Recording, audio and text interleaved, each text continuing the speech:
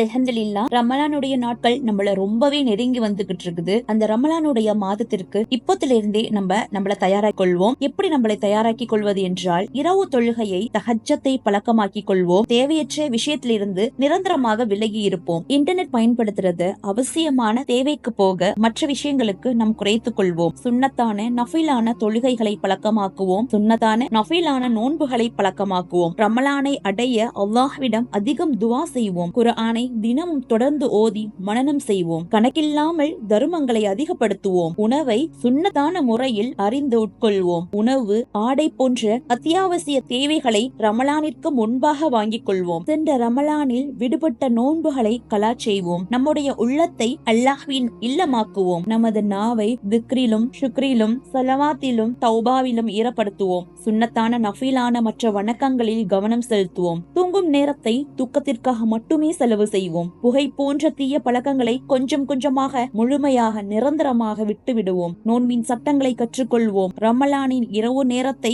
அதிக நேரம் இபாதத்தில் அதிகப்படுத்துவோம். துவாக்களை தொடர்ந்து செய்வோம். தீய எண்ணங்களை விட்டு உள்ளத்தை பரிசுத்தப்படுத்துவோம். நியத்தை உறுதி கொண்டு செயல்படுத்துவோம். அமல்களை முகஸ்துதி இல்லாமல் இக்லாஸை கொண்டு அழகுபடுத்துவோம். தவறுகளை விட்டுவிட்டு தௌபாவை தொடர்ந்து விரைந்து செய்வோம். நல்ல விஷயங்களை நாமும் கற்று பிறருக்கும் நினைவூட்டுவோம். ஆரோக்கியமான உணவுகளால் சஹர், இஃப்தாரை கண்ணியப்படுத்துவோம். ரமலான் மாதத்தின் கடைசி 10 நாட்களை முடிந்த ஆண்கள் மஸ்ஜிதிலும் பெண்கள் வீட்டிலும் ஈத்திகாஃப் இருந்து லைலத்துல் கத்ரை அடைய பரிபூரண முயற்சி செய்வோம். இன்னும் சொல்வதற்கு இது போன்ற ஏராளமான விஷயங்கள் உள்ளது. அல்லாஹ் ரப்புல் ஆலமீன் சரியான முறையில் நோன்பை நோற்று நம் நோன்பு வைப்பதற்குண்டான உடல் சக்தியையும் ஆரோக்கியத்தையும், நோன்பு வைப்பதற்கும் திறப்பதற்கும் உண்டான உணவையும் அல்லாஹ் ரப்புல் ஆலமீன் நம் அனைவருக்கும் தந்து நம்முடைய நோன்பையும் நாம் செய்யக்கூடிய தர்மங்களையும் ஜக்காத்தையும் அல்லாஹ் ரப்புல் ஆலமீன் ஏற்றுக்கொள்வானாக. ஆமீன். அஸ்ஸலாமு அலைக்கும் வரஹ்மத்துல்லாஹி வபரகாத்துஹு.